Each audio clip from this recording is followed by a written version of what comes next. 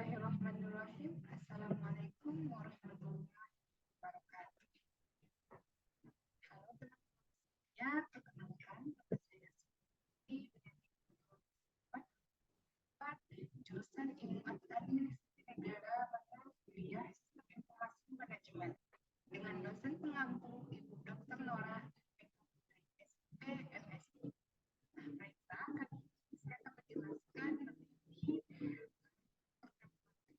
yaitu perangkat pendukung sistem informasi manajemen. Nah, yang pertama itu ada sistem pengolahan transaksi atau TPS. Ini saya akan menjelaskan itu terkait dengan sejarah TPS dimulai dengan sistem American Airlines atau SABRE yang mulai beroperasi pada tahun 1960. Sistem ini dirancang untuk memproses hingga 83.000 transaksi per hari dan berjalan pada dua komputer IBM 7090. SABRE bermigrasi ke IBM System atau 360 komputer pada tahun 1972 dan menjadi produk IBM pertama sebagai produk kontrol airless atau ACS dan kemudian transaksi processing fasilitas atau TPF. Nah, sistem pengolahan transaksi ini adalah sistem yang menjadi pintu utama dalam pengumpulan dan pengolahan data pada suatu organisasi. Nah, tujuan utama dari TPS ini adalah mengumpulkan dan mempersiapkan data untuk keperluan sistem informasi yang lain dalam organisasi. Misalnya, kebutuhan sistem informasi manajemen. Berikut adalah beberapa komponen sistem pemrosesan transaksi. Ada itu terminal POS atau Point of Sale atau mesin kartu kredit perbankan online aplikasi seluler. Nah, selanjutnya itu ada otomasi perkantoran atau OA. Otomasi perkantoran ini adalah pemanfaatan teknologi untuk menjalankan berbagai tugas kantor secara otomatis, meningkatkan efisiensi dan produktivitas. Konsep ini melibatkan penggunaan perangkat keras dan lunak yang memungkinkan pekerja seperti pemrosesan data, penyimpanan informasi, dan komunikasi menjadi lebih cepat dan akurat. Nah, tujuan utama dari otomasi perkantoran ini adalah untuk meningkatkan produktivitas kerja, mempermudah kerja pegawai, meningkatkan efektivitas dan efisiensi kerja pegawai.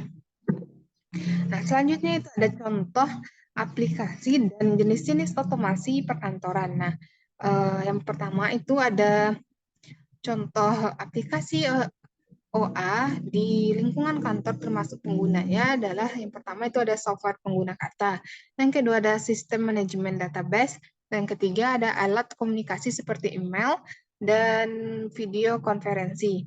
Nah, selanjutnya itu ada jenis-jenis otomasi perkantoran dibagi menjadi 4. Nah, yang pertama ada programmable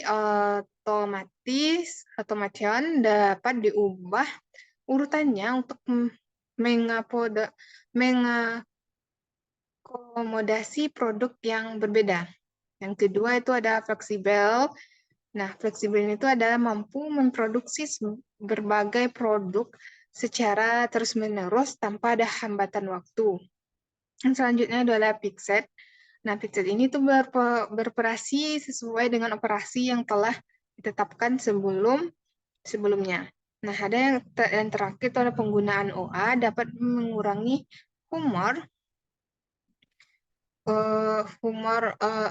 error dan mempercepat penyelesaian tugas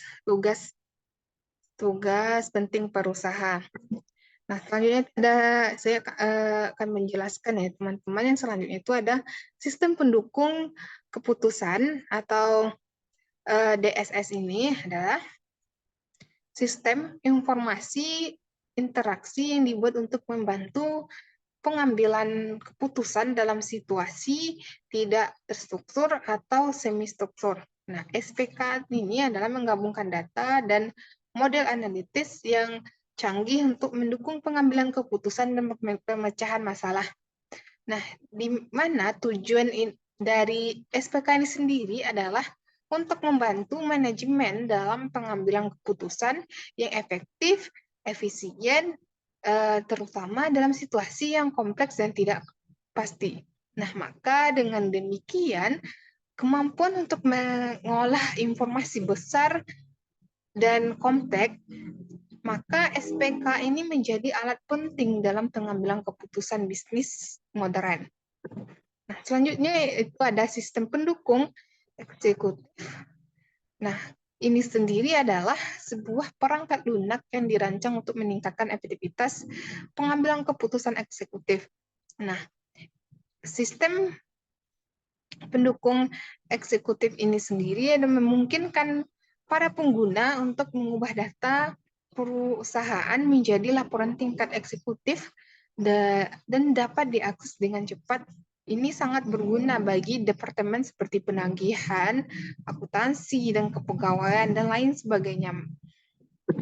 Dan selanjutnya itu ada tujuan utama dari sistem pendukung eksekutif ini adalah untuk menyediakan informasi yang relevan dan tepat waktu kepada para eksekutif hingga menjadi enggak itu mereka itu dapat membuat keputusan yang lebih baik, efektif, dan efisiensi.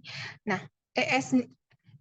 ESS ini biasanya menjadi data dalam format yang dapat mudah kita pahami seperti grafik dan ringkasan yang memungkinkan eksekutif untuk melihat tren dan pola tanpa harus menggali detail teknisnya. Nah, manfaat dari sistem pendukung eksekutif ini sendiri adalah untuk mengatur interaksi dengan lingkungan eksternal, mempromosikan wawasan berbagai itu wawasan yang berbasis informasi dan memudahkan manajer untuk berinteraksi dengan semua anggota perusahaan melalui bahan komunikasi yang efektif. Nah, sekian dari penjelasan saya. Jika ada salah kata, saya mohon maaf. Semoga bermanfaat buat teman-teman semuanya. Wassalamualaikum warahmatullahi wabarakatuh.